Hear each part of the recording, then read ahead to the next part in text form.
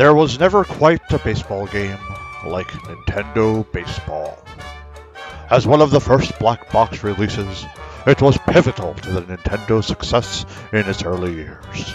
It grew up with the likes of such games as Donkey Kong, Kung Fu, Ice Climber, and of course, Super Mario Brothers.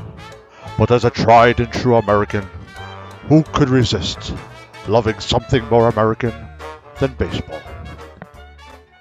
You know, I'll always be a fan of Nintendo Baseball. I mean, who could forget the intro music when that came out? I was like, do do do do do do do do do do do do. I mean, I could hear it in my head. It's a baseball classic.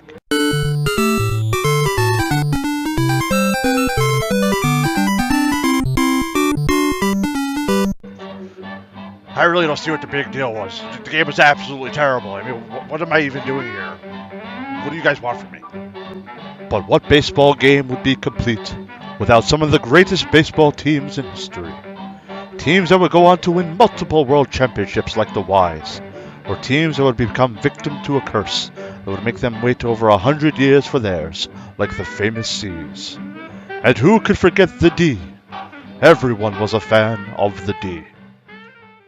Oh, I loved the D. Ever since I was a kid, I had to play the D. I mean, when my friends came over to play Nintendo Baseball, they're always like, what team you gonna play? I was like, I gotta play the D. I love that D.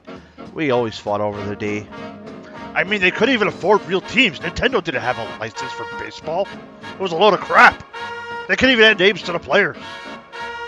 I mean, honestly, they were just blank. Some of the greatest games in sporting history were played over Nintendo Baseball.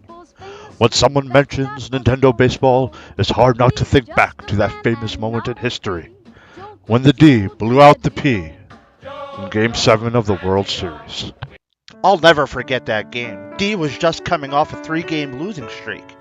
It was all down to the wire. I'm not gonna lie, the D was in trouble. Everyone thought the D didn't have it in him anymore, but I knew the D. The D was going to do it.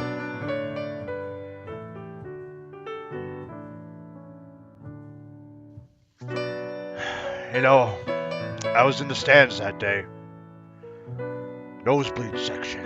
But by God, it was worth every second of it. The crowd was amazing. It was a perfect day, too. I remember my pa telling me that morning, son, today you're going to see real baseball. And I admit, it was good baseball. By God, it was good baseball. It would be the last game on the field that day for greats like Bloody-Nosed Joe McSwiggin and Red Rover Ralph.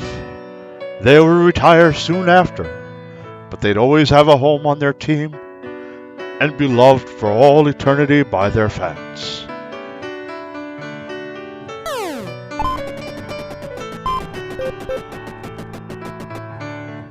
There were some incredible plays made that day.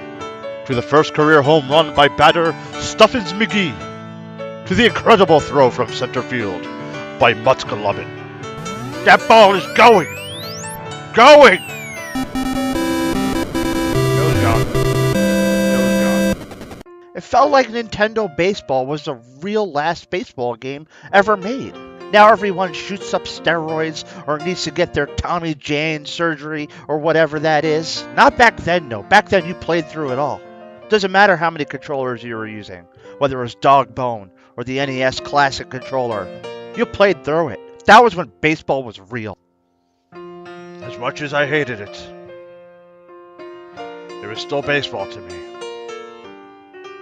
3 strikes, you're out, kid. That's what my pa said. Sure enough, the 3rd strike, I was out. They kept the rules.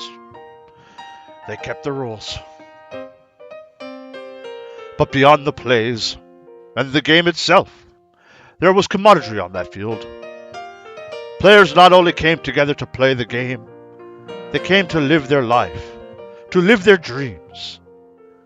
It was a game for boys. It was a game for men. It is where players came to play. A little game by the name of baseball.